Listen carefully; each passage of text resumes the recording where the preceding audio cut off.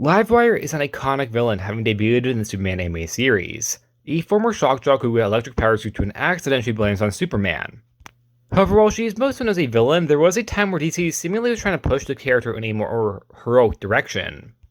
Down to Superman even trusting her enough to be a part of his new Supermen of America team, who formed merely less than 3 months before Flashpoint. So it was a farewell to that plotline because we never saw it go anywhere. Which is unfortunate because it definitely had promise.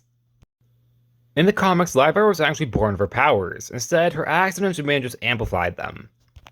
The characters start in comics only appearing as brief cameos, practically, as a way to tribute the iconic character who was made popular from the DCAU. But as time went on, the character found herself stuck, always being the opening villain, or just a throwaway electric villain. And when it seems a character is stuck in the comics, who is typically a villain, that usually means redemption arc, which is exactly what happened to her. With her seeing the errors of her ways and actually help Superman defuse a nuclear meltdown. And after this, she was once again just kinda stuck. She would bounce around, including a time where she teamed up with Blue Beetle and things got weird. As in, sexually weird. It's a long story, we're not going to get into that today.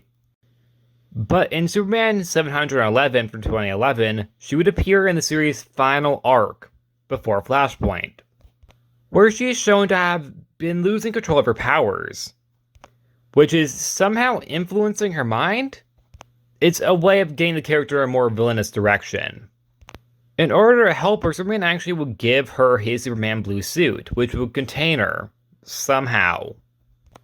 And the finale of the series would be that Superman would see that he can't be everywhere at once, so he creates a Superman of America, who of which includes the now heroic Livewire, who turns the S on her chest to an L for branding. Then the two just happened immediately afterwards, and Livewire was made a Batgirl villain. Now, something I wonder is, did this story have anywhere to go? Now, obviously, in my opinion, the Superman of America did have potential as a whole, so it is unfortunate that we didn't really get to see any of it. But Livewire on the team did that have potential. After all, she's most recognized as a villain for the most part. And there does need to be more ruthless female villains, with many of them being redeemed left and right. Catwoman, Harley Quinn, Poison Ivy, Lady Shiva, Talia al Ghul, Killer Frost, Maxima, Rose Wilson, Silver Swan, and even Cheetah has been heroic before. That being the Minerva version. So, is Livewire just one too many female villains going good? Personally, I think the character does work better as a villain. However, I would have liked to see how this plot would have unfolded with her as a hero. A plot that, yet again, we will never see. Now yes, her being a hero isn't exactly new territory either. The DCAU did have tiny comics where the character was slightly redeemed, but those kind of got retconned and made uncanon by JLU, where the character was a villain again. And she would be a hero on Supergirl, after being a villain first, only to die saving Supergirl from Rain.